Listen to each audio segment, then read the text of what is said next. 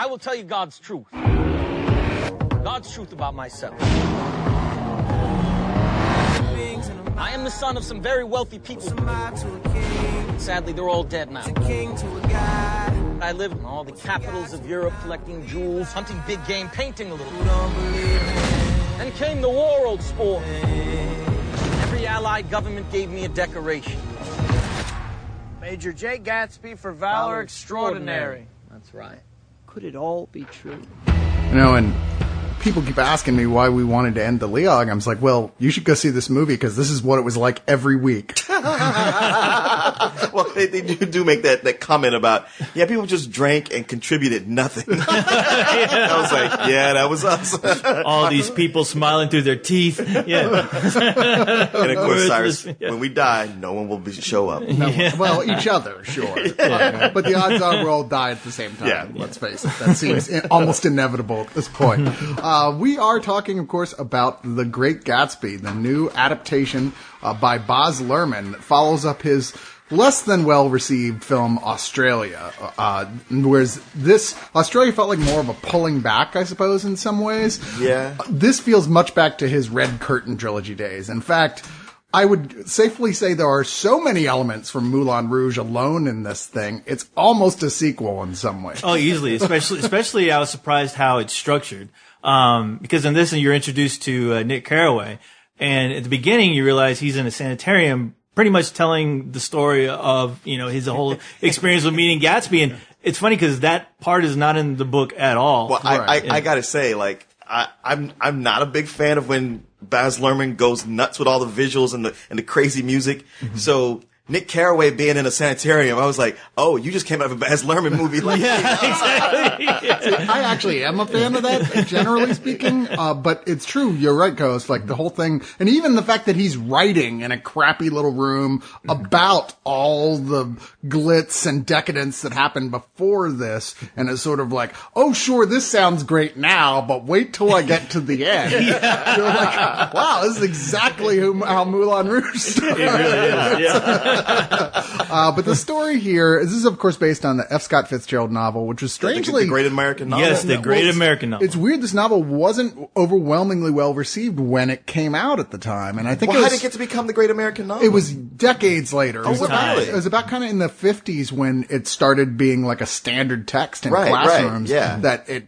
started getting after the fact accolades. And it was never thought of it being a bad book. It just wasn't thought of being as good as his first two books. Probably the time it came out, people were like, humph. Yeah. Well, that's usually how it is with these great books. Nobody realizes they're great until the author is dead, and everyone's like, what, his stuff wasn't all that bad. It was actually pretty good. Well, part of it too is that it's a study of the decadence of the 20s, but not actually coming out in the Depression. So right. You're like going, yeah, thanks a lot. Good job, America.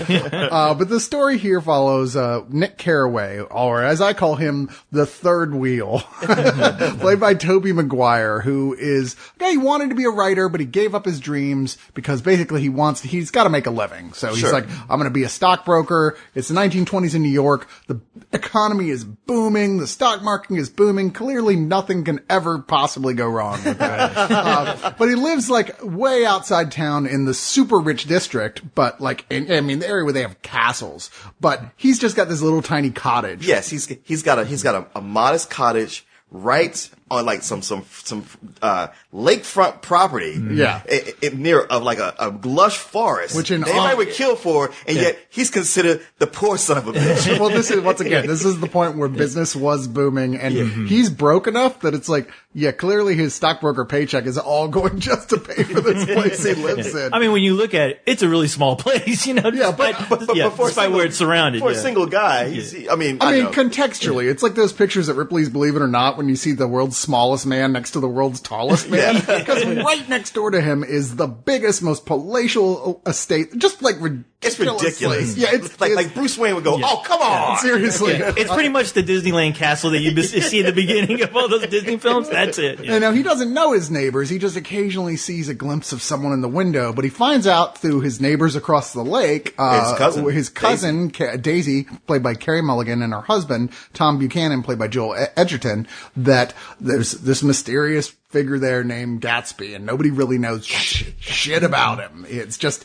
he lives there, and that's about as much as we know, except that he knows how to throw down when it comes to a party. Every weekend. Tom Buchanan, who comes from old money, is like immediately disdainful. Well, you don't want to, fuck that guy, man. He's new money. He didn't work for that. I don't know anything about him except he's new money, so fuck him.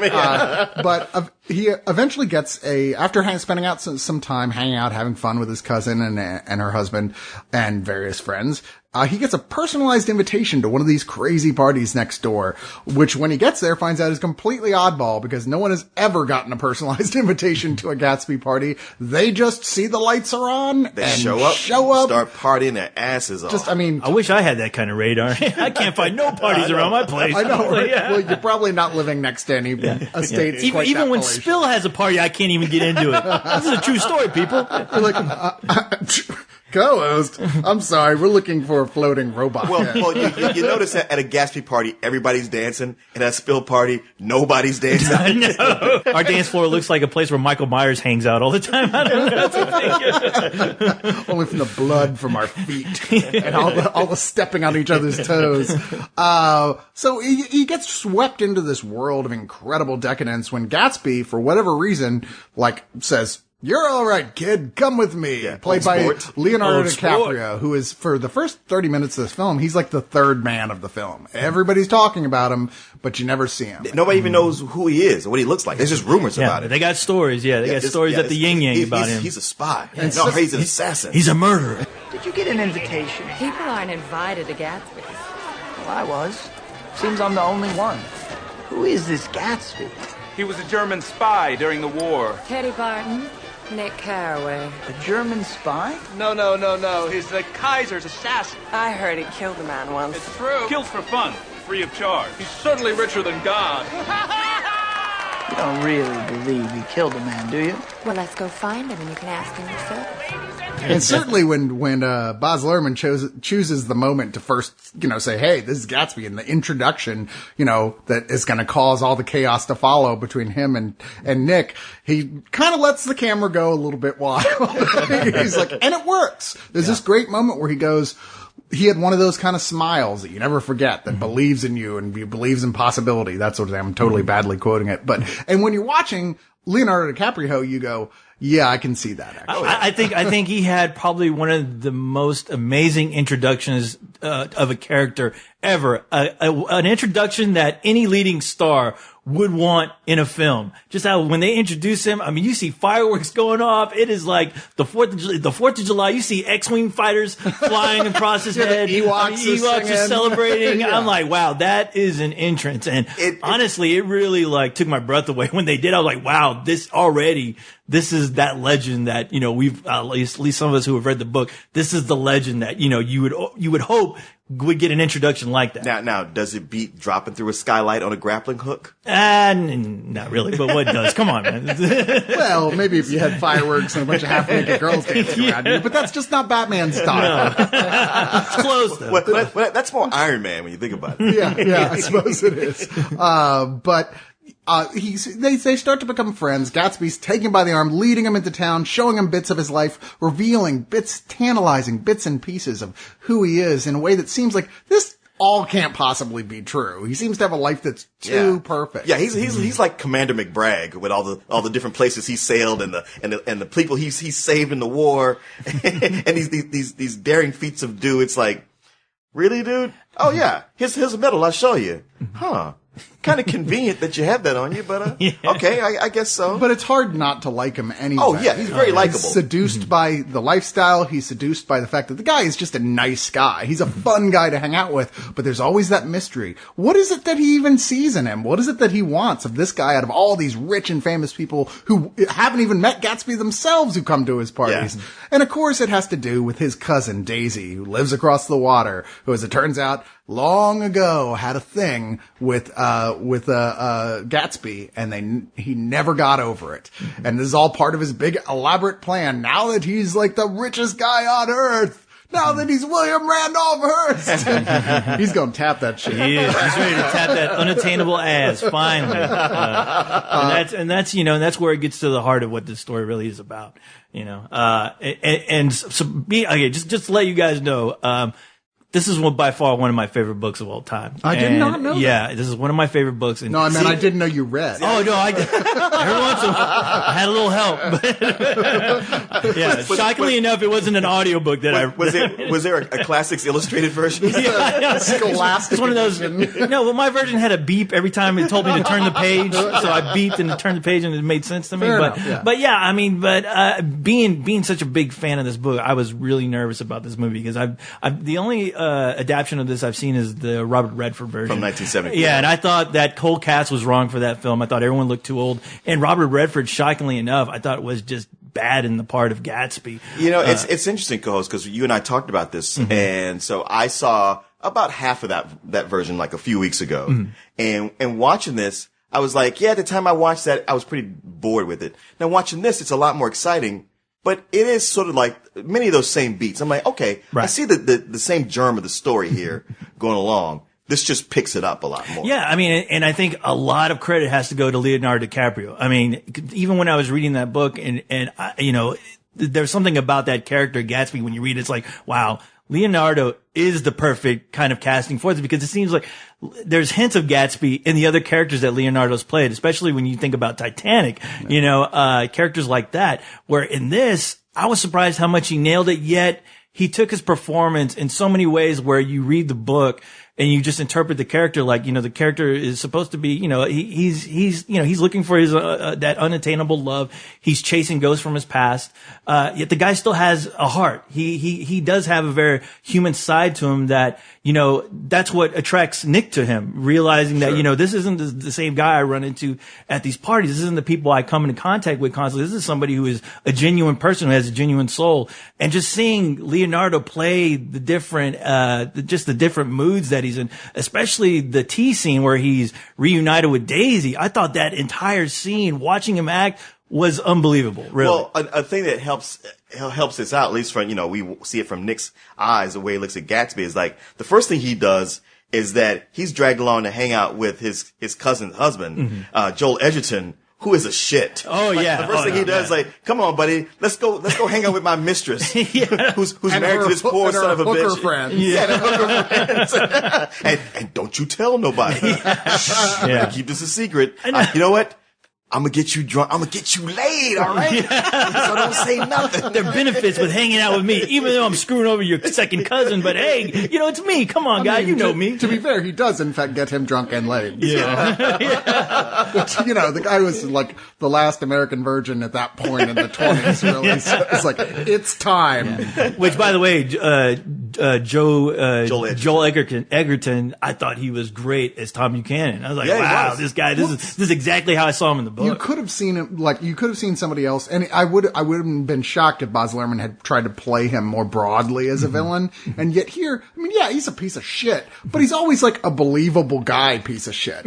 Ultimately his villainy is more of an American villainy, because it's the subtext that dominates the original F. Scott Fitzgerald novel. Certainly was brought more to the forefront in previous versions that were done here. Yeah. A lot of the criticism has been launched at this is that he's buried a lot of that subtext. I found it really self-evident here as well. Luhrmann has got so much glitz and glamour that you're just like, fuck all that. I still want to go to these parties, right?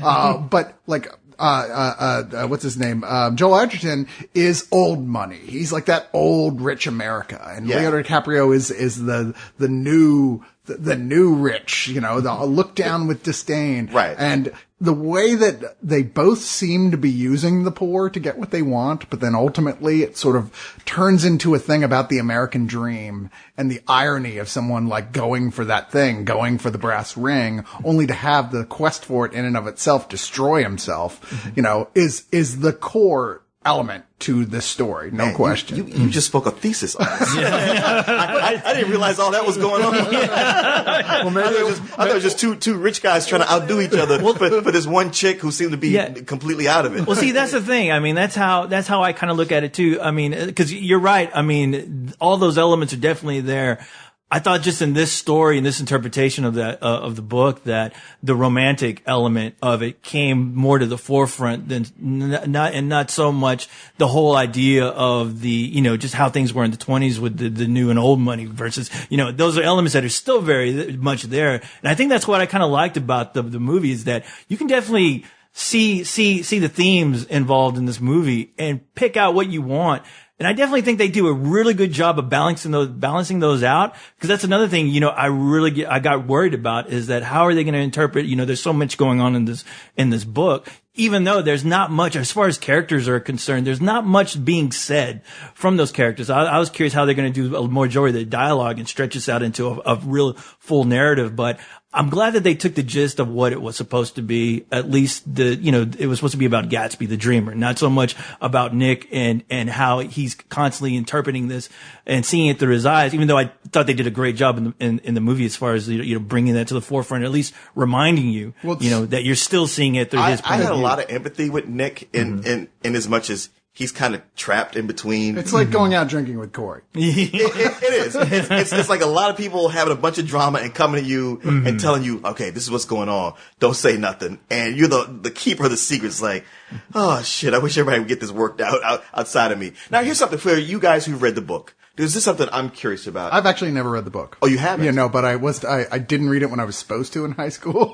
And so, high school is not the time to read this book. I was telling him, like, I don't understand why, because when I read this, I read it at the appropriate age where, I think you're supposed to read this. Not in high school. Any high school kid having to read this, they're not going to get it. They're not going to get it at all because they haven't lived long enough to experience like these trials that this character has been through, where you have to live life for a while, especially I think, to have some kind of context. Because I think this is an appropriate book to read when you're like in your late 20s and 30s, Right. But I mean, I understand that at least I was told they took it out of the curriculum now. Did they really? Just because kids weren't like really, latching on. No.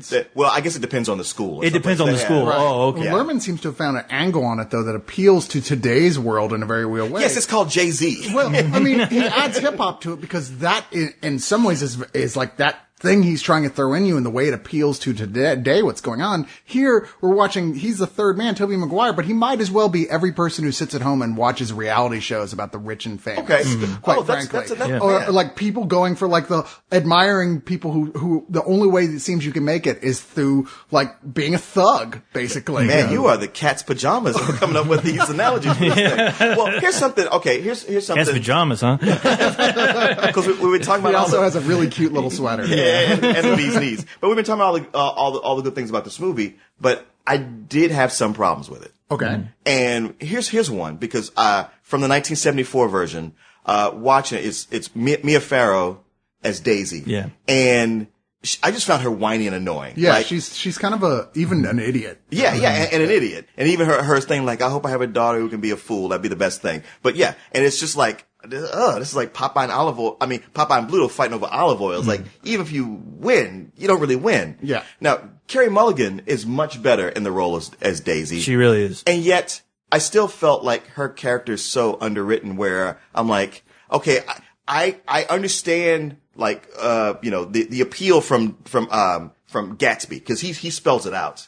But when I step back from what he's saying and just look at her on screen, I was like, That's the thing, because Daisy ultimately is an incredibly shallow character. Yes. Very, very shallow. And you're supposed to get swept up with Gatsby with believing that this is true love and the romance and everything and the American dream all wrapped up in that package of what Gatsby is, only to discover that the dream and everything that comes with it is just as hollow as you could imagine. And with that, it makes Gatsby ultimately like a bit of I mean, I know he's a dreamer, but like a dreamer like in a way that's negative. Like, well, you say that, but at the same time, he did make like $8 trillion. I think he did all right. But yeah, that's the thing. I mean, it is kind of the idea of putting somebody on a pedestal, building them up to this ideal that you have that at times, it's not going to be what you expect. And I think that is what is kind of relatable, about the story, that I think, which, it's another factor of it that hits a lot of people, where we've all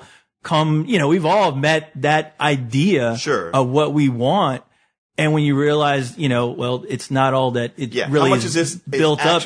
Actually what it is. Yeah, in my head is what I put onto it. Exactly. And the way she's portrayed, it's interesting. You know, not having any kind of familiarity with the book, but at least you were able to see that, the things that they were showing you from what, just seeing Daisy interaction with Gatsby. It's like, yeah, that's kind of who she is. I mean, that's all she is. But the thing is, we're all being told what she's supposed to be in his head.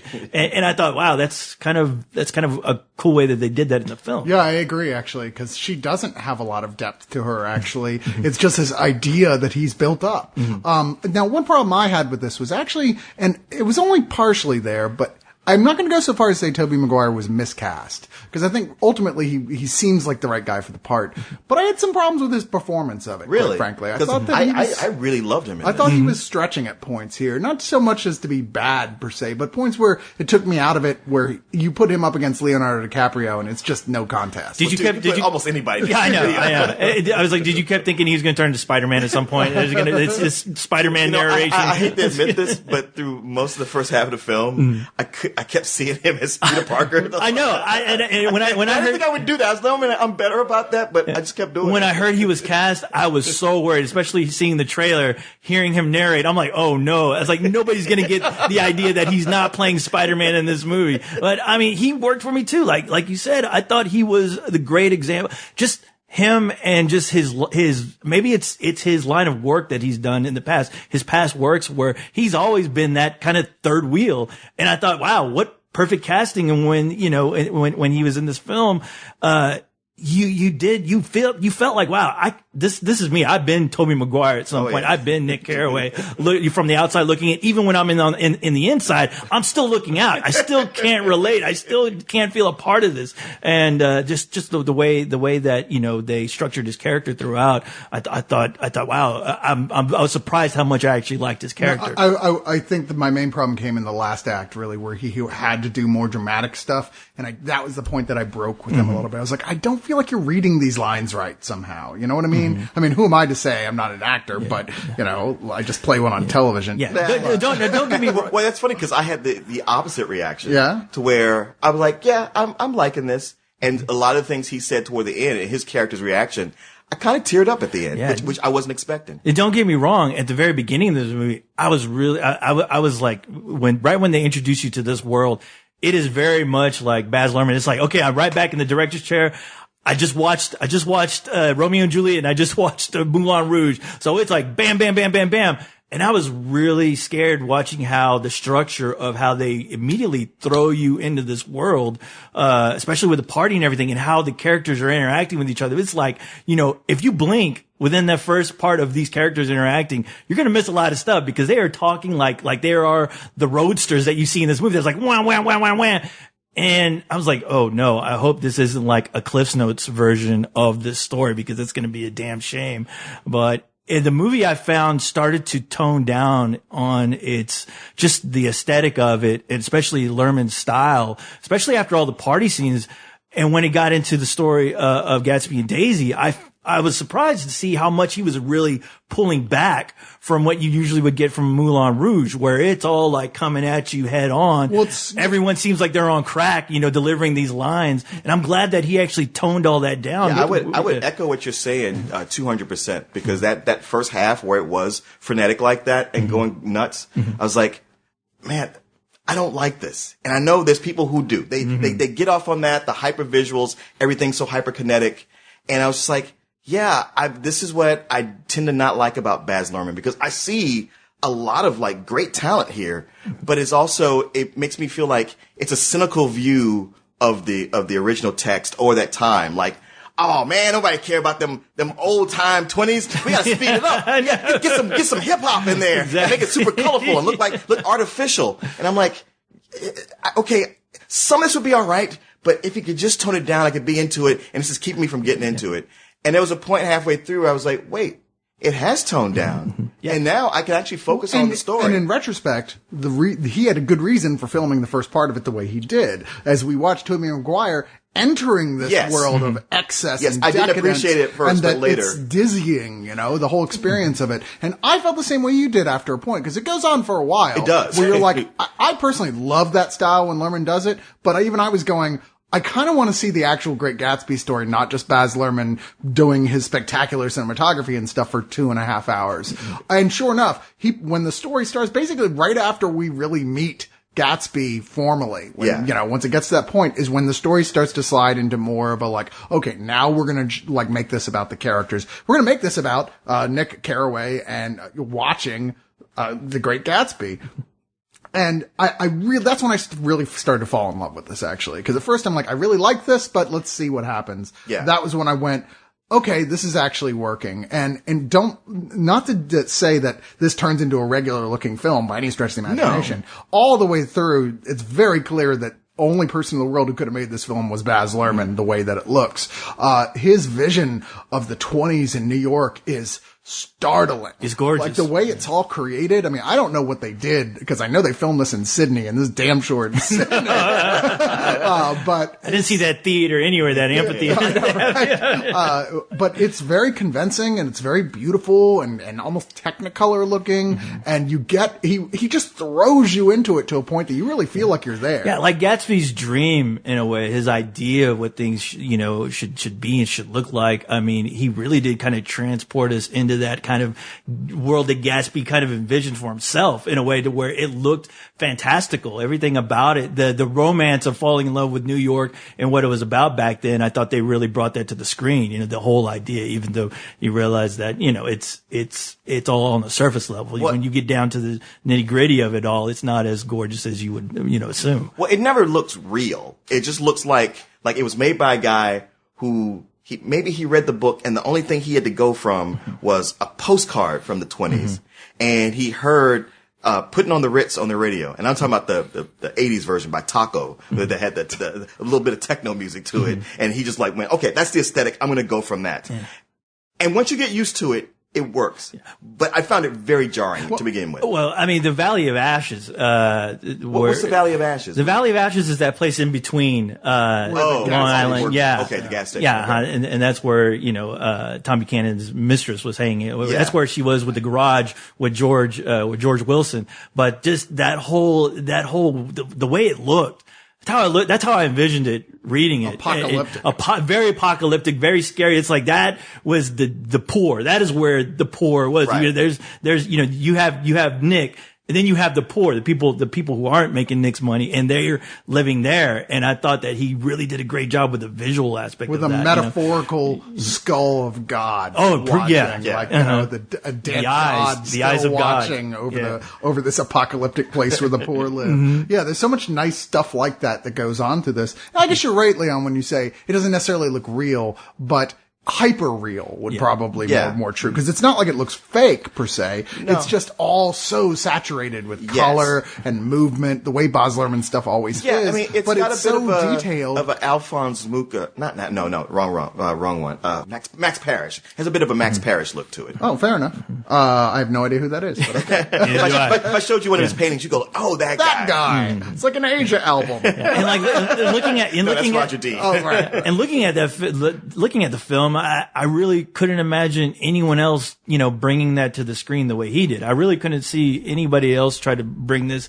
and bring that scope that he does, and I think that's one of the things that keeps you so engaged in the movie while you're watching it. Now, I know the romantic aspect was not as dominant in the book or indeed in previous versions of this. Not so much. No, but Baz Luhrmann bringing it up, he finds a way to really make it work. And I think to sell a lot of the stuff that's happening here to the audience, he makes it into a tragic romance above and beyond anything else. But everything else I felt that makes the story actually great that's lying underneath is still here. You just can't get distracted completely by all the glitz, glamour of like the visuals and the romance in and of itself. I mean, I love the fact that despite he's making this great romance, he tricks the audience just like Gatsby himself is tricked and seduced. Mm-hmm. And I love that aspect of it. I enjoyed the hell out of this thing. Even at 2.5 hours, I could have sat there for longer. He makes a film that's incredibly fun to watch, and you want to go back and watch again to see what you missed, quite frankly. I'm actually going to give this an enthusiastic full price. Man. I did like it quite a bit. Matter of fact, it is one of those where, yes, I liked it better in retrospect, because the first half I was just lukewarm about, as I've said, and then really fell in love with the second half. It does do a weird thing in that there's a reveal on Gatsby that he himself makes, and then later goes like, all right, now I'm going to tell you the whole story. It was like, wait, you already did that like an hour ago. I don't know if you missed that part. He's a bit of an exaggerator.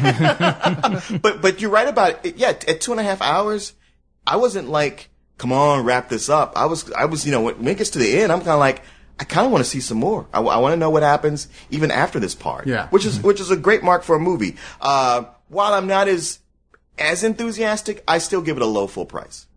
Yeah, I mean, like I said, it just being so, just obsessed with that book when I was reading it, because there are a lot of things in there that I was like, wow, I feel like I can relate to a lot of this. Just the whole idea of reinventing yourself, is one of the things that also struck me as just, that's something I think a lot of people can relate to. And, with this movie coming out with Baz, you get worried because, he's a guy who's usually all about style. Substance comes second. But with this, I was really just shocked and amazed by the fact that he got the heart of what I love the story. The reason why I love the story, he got the heart of it and he put it up there on the screen. And DiCaprio, like I said, he knocked it out of the park with it. I couldn't help but think, wow, I'm sure somebody at some point is going to take Daisy, somehow CG her out and put the Oscar in her place. This unobtainable thing that, you can only hope that he gets one day. But but like I said, the idea of what the story is, all the different themes, I definitely think he juggled it really well to much to my surprise. And, I have to say this movie turned out to be something I really found myself loving and something I definitely want to go see again. I want to read the book again, and it was one of those things where I tried to separate the book from this movie. And I'm glad that I really don't have to do that much here, because the book, the book and the movie, you can take both and that they all come to that same conclusion, which is the tragedy of what this story is about. And I love that. It's, about chasing ghosts that just aren't there anymore. And, I thought Baz did a great job. So I'm giving this, enthusiastic high full price. Oh my God. Wait, enthusiastic high full price? Yes. Fuck. Yeah. I always gave it a slightly higher rating. I'm laughing though, thinking of you saying like you identify with reinventing yourself. The moment you said that, I pictured like that scene that's in the middle of every A-Team episode where they're like play the music and then they've got to like screw in a bunch of stuff and drill things. I know. Meet the new Coles 3000, old sport. Yes, of course. Oh, by the way, real quick, I know there's been a lot of controversy that they took some stuff out of the end. I will tell anybody who's in love with the book, in love with that ending, don't worry about it. They actually do a good job with it. So yeah, there's some things that are taken out of the ending of the story, but he does a good job to where it doesn't hurt the story at all. Because in the book, Gatsby becomes Batman. He does become Batman. Damn it, you had to go spoil it. Spoiler. Speaking of that, I was going to say that I was saying that you could have called this movie two other things and it would have made sense: the third wheel, or you call me old sport one more time, I'm going to shoot you in the goddamn face. I do. I'm certainly glad to see you again. I think about you day and night. It's only right. I'm certainly glad to see you as well. So happy together. I wish we could just run away. I've just heard the most shocking thing. You and me! It all makes sense. Me! You can't repeat the past. Can't repeat the past.